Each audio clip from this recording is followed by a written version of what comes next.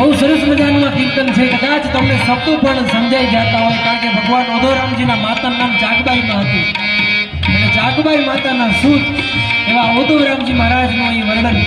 આ ગીતનું વર્ણન, કીર્તનનું વર્ણન એવું છે કે જ્યારે કચ્છની પનિહારીઓ પાણી ભરવા માટે જાય છે, ક્યાં જાય છે? પાણી ભરવા માટે જાય છે. અને એ વખતે એને ગુરુજીની યાદ આવે છે અને એ વખતે આ કીર્તન કહે છે, ઓધવ ઓધવ કરિયા મુझे गुरुजी वाटू नेरिया, ओधव ओधव करिया मुझे गुरुजी वाटू नेरिया, जागबाई मोजी माँ ओधव ओधव करिया, जागबाई मोजी माँ ओधव ओधव करिया. આપણે બધા તાળી પાડીશું. તાળી પાડી અને હૃદયમાં ઓધોરામજી મહારાજને બિરાજમાન કરીએ. અને રામચરિત માનસમાં બહુ સરસ વાત કરી છે તુલસીદાસજી મહારાજે કે જે તાળી પાડે ને એની નજીક પાપ આવતા નથી. રામ કથા સુંદર કરતારી સંશય વિયક ઉડાવનહારી. પછી બાદ કેશવદાસજી મહારાજ વારે વારે આ વાત કરતા હોય છે. એટલે બધા આપણે કીર્તનના શબ્દોને તાળીનો નાખથી વાજવીશું. આવના તરાતે પાણી ઘણીને બેવડી હેલ, વના તરાતે પાણી હે આવના તરાતે પાણી જ ઘડીને બેવડી હે, તારા જે પર બેઠા सूरज के जाग करिया, तारा जे पार बेटा सूरज के जाग करिया, जागबाई मोजी माँ ओधव ओधव करिया, जागबाई मोजी माँ ओधव ओधव करिया.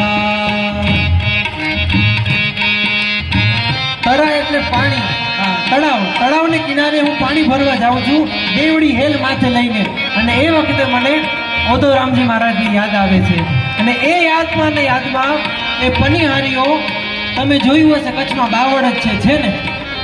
આ બાજુ જોવા ના પડે પણ કચ્છમાં અમારે બાવળ છે. એને એટલો હૃદયનો ભાવ થઈ ગયો કે બાવળને પૂછે છે. શું પૂછે છે? કે તમે ક્યાંય ઓધોરામજી મહારાજને દેખા, ક્યાંય જોયા? બહુ સરસ વાત કરે છે.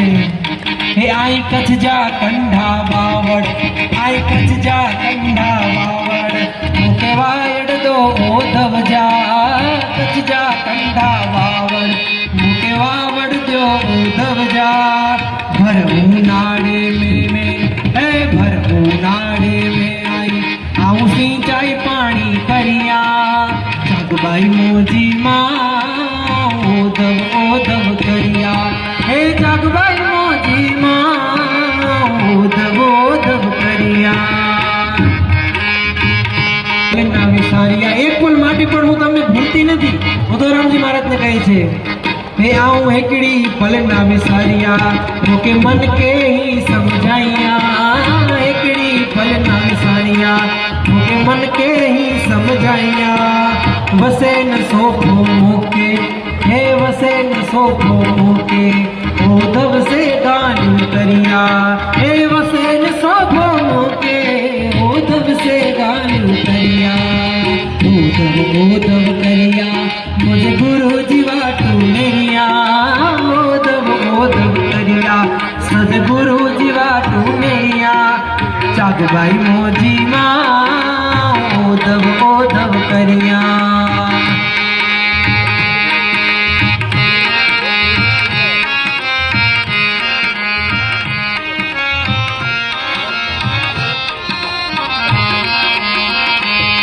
અને જ્યારે સદગુરુની કૃપા થાય, જીવના ઘટો ઘટમાં જ્ઞાન થાય. અમારે